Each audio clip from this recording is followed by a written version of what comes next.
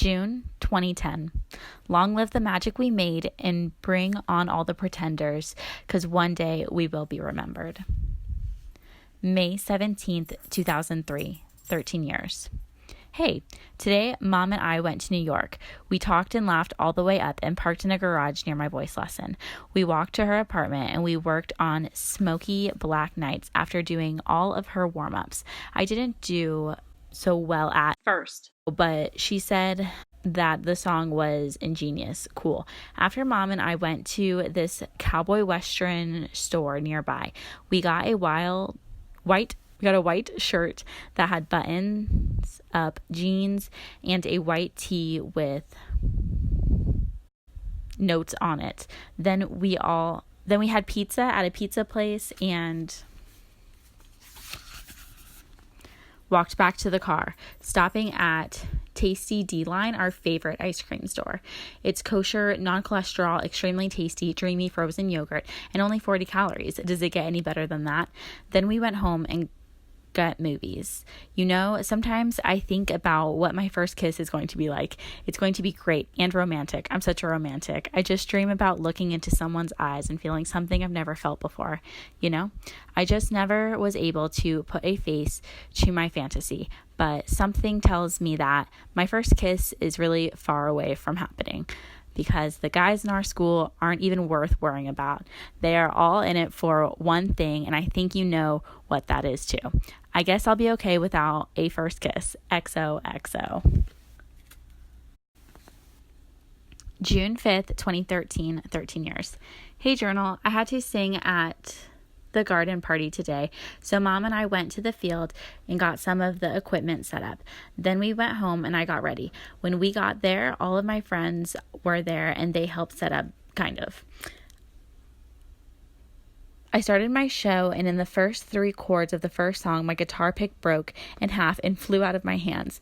There was this huge silence. It was awful. I had to bend over and pick it up in front of everyone. And while I was singing, this guy started shouting stuff like, "Go on, B, sing that country, B, go on, mother F." It was awful. After the garden party, we all went to the Reading Hospital to visit Nancy. She looks worse every time we go. I sang "I used to fly a little more like you" and some girl for Nancy, and then her roommate Penny. Penny has liver cancer and is bald from chemo. A lot of the nurses loved listening to it. It went really well. Then we went home and I worked on a song called "Not One Day." It's okay, but I don't know. Yesterday was Friday, and instead of going to the movies or something, I fell asleep. I needed it. This last week was crazy. Okay, so Capitol Records doesn't think I'm ready right now, and I could get a deal with them, but not the deal I would want. So on the other hand, there's Scott Borchetta, who we met at Universal. And you know, I really loved all the stuff he said in the meeting, and he stayed for the whole Bluebird show. And he's so passionate about this project. I think that's the way we're going to go. I want to surround myself with passionate people. I'm not sad about about Capitol, because I don't want to be lost on a big label like with RCA. November 29th, 2006, 16 years. Hey, so I just got in from Idaho Falls. I did a sold-out show in Oregon, somewhere in Utah 2 nights ago, and then another in Idaho Falls last night. It was snowing in both places and freaking cold. Man, it was cold. So today we all piled in this huge van and drove into the airport in Salt Lake City, 4-hour drive. And men were supposed to be flying to St. Louis for Will Jingle Festival, but Scott canceled at the airport and said St. Louis is supposed to get 15 inches of snow. They're canceling the show. You have a day off. So we hopped on a flight to Vegas, and we're supposed to have a 4-hour layover, but we found a flight that was just about to leave for Nashville, and it was barely full. So we ran and caught that one, and here I am on my own comfy bed. I have tomorrow off, and so I'm going to go out to eat with Abigail. Oh, and I'm dieting again. Over the holidays, I didn't watch what I ate, and man, it was so weird how fast I can gain or lose weight. It's really crazy. So I'm going to lose some now. Taylor. December 2006, White Horse lyrics. White Horse. Say you're sorry, that face of an angel comes out just when you need it to. As I paced back and forth all this time because I honestly believed in you. Holding on, the days drag on. Realize I should have known. I'm not a princess. This ain't a fairy tale.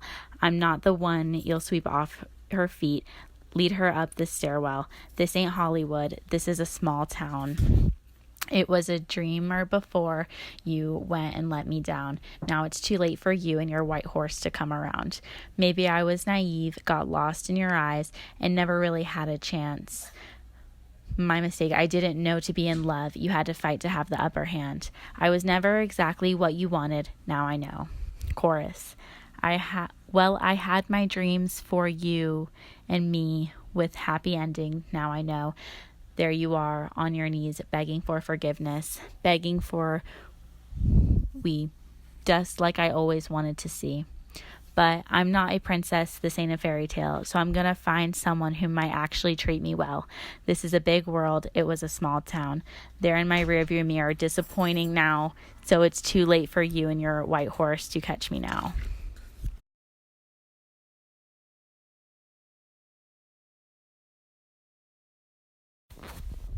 December 27th, 2006, 17 years.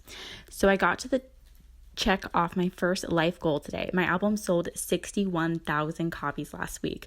My goal is to sell 50,000 in 1 week. We flew by that. How crazy is that? How crazy is this? I'm playing Wild Horse Saloon tomorrow night, and I'm so excited. All of my friends are coming. Cannot wait. It's going to be a fun show. So I've been home since Christmas. Let's see. Life is pretty good. I'm now obsessed with Law and Order, completely obsessed, and my album's about to go gold. Haven't kissed a boy in 209 days. March 17th, 2009, at 19 years.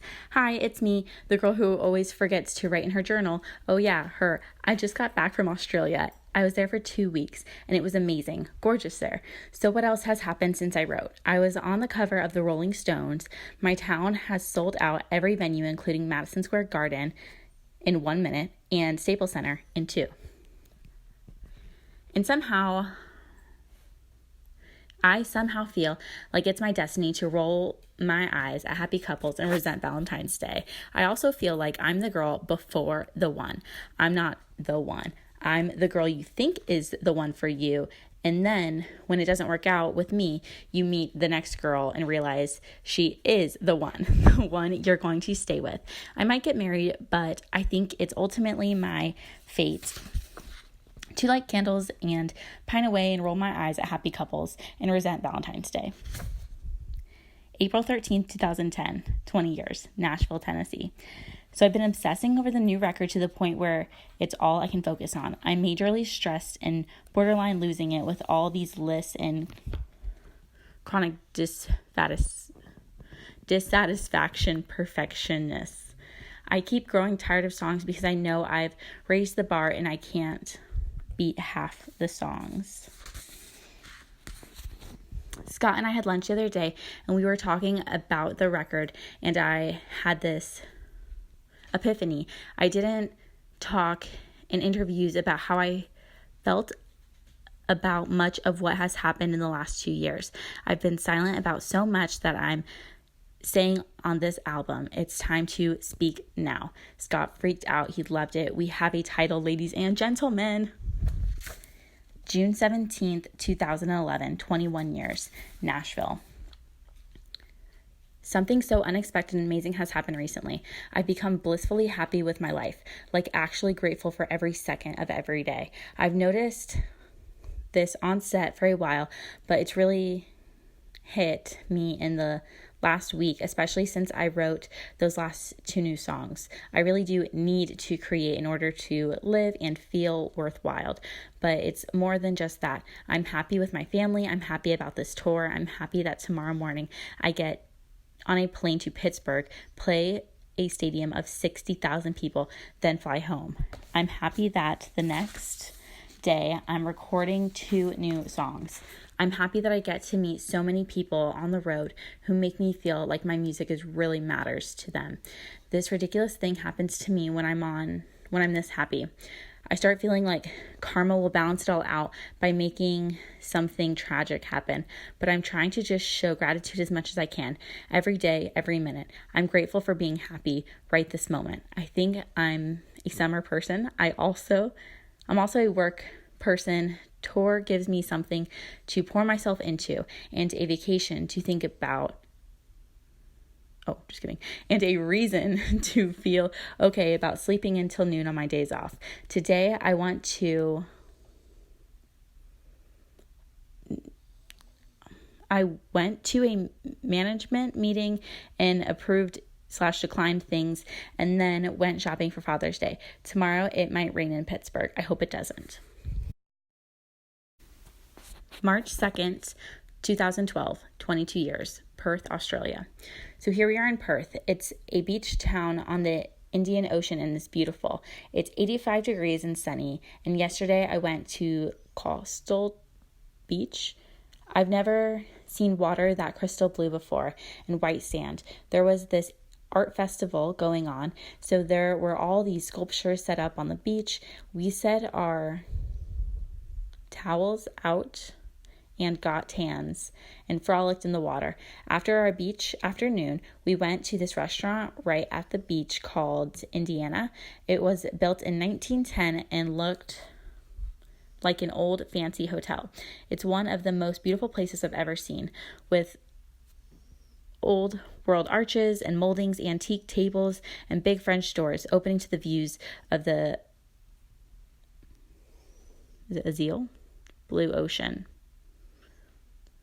We sat there for hours drinking strawberry mojitos and eating calamari until I was so tired I went back to my fluffy hotel bed and slept. I've been thinking a lot about getting older and relevancy and how all my heroes have all ended up alone. I wrote a song on the plane from Sydney to Perth and on the Appalachian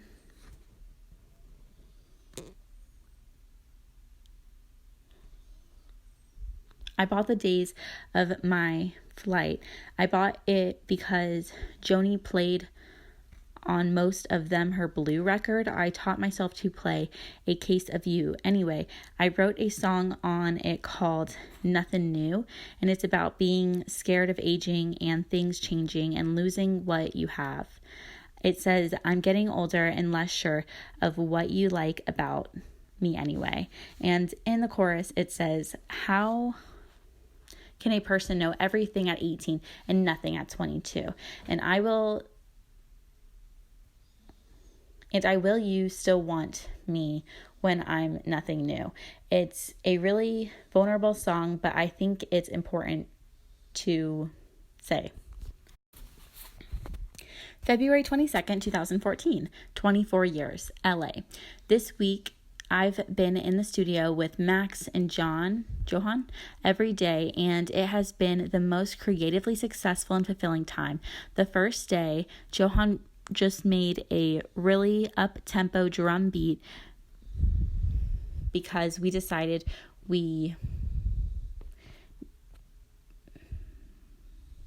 something up and light. We worked at it for a few hours before I just started singing Shake It Off, Shake It Off. And then the best way I know how to describe it, that chorus just fell out of the sky. It ended up being the song about doing your own thing, even though haters are going to hate, and you just have to dance to your own beat. We all went home and I wrote the first and second verses and brought them in the next day. We wrote this chanty cheerleader bridge that I absolutely love. We spent all day doing vocals and the next day recording background vocals. I think it'll end up being the first single, and Max said it's his favorite song he's ever been a part of. August 29, 2016, 26 years, Nashville. This summer is the apocalypse.